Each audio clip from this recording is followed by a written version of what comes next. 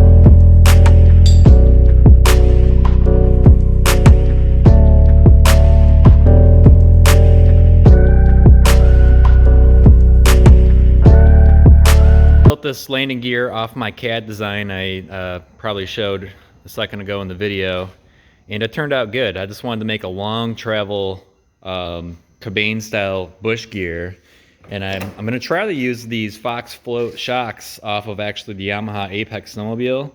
These have like a 7-inch throw on them. They're really high quality, and they have a 0 to 150 psi range. So I think with 4 of these I should be good.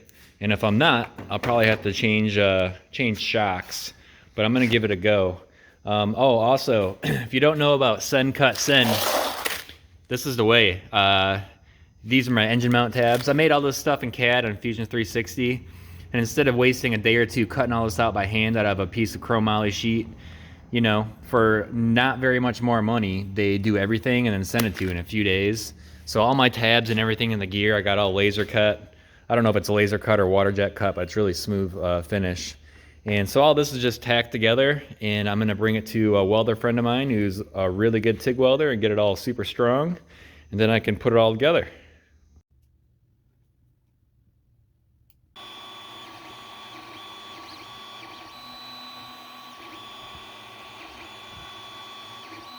And there it is.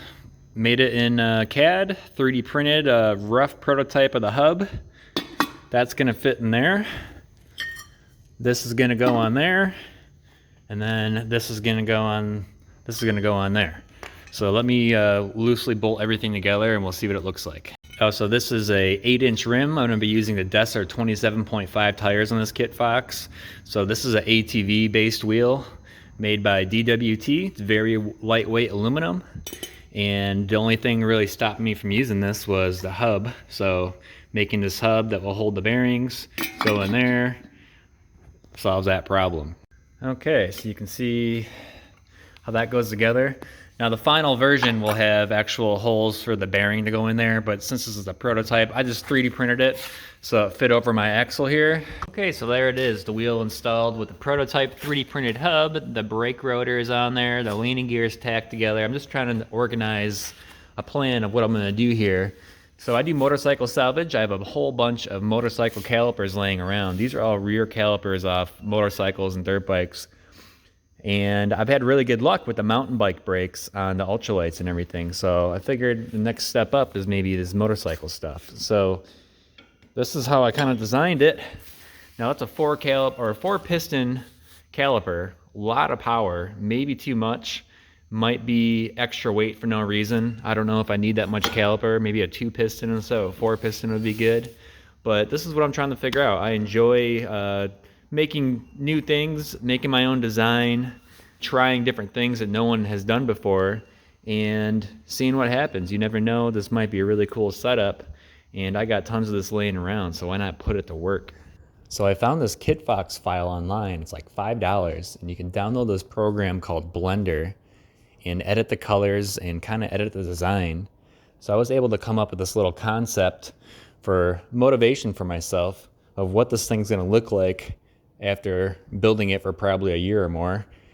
And yellow on the fuselage cage was not my first choice, but take what you can get. And I really don't want to take all the time and effort to strip all that stuff off or repaint it. I'm just gonna make it look as cool as I can.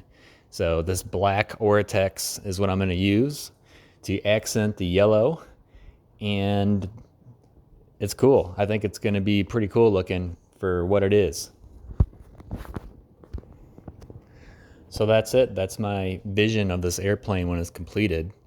I'm really looking forward to getting it done and actually flying it and sharing it with you guys and doing all kinds of adventures. In the meantime, I still do have the other Kitfox with the Phazer in it, which I have yet to make a video on. I do have a bunch of shots saved, just haven't put anything together. It flies well, it works well, it's ready to go, and the weather's changing here, so maybe between that and the Firefly, we'll get some good flying footage. And in between here and there, I'll do some build videos on this Kitfox for you guys. Hope you enjoy. Thanks.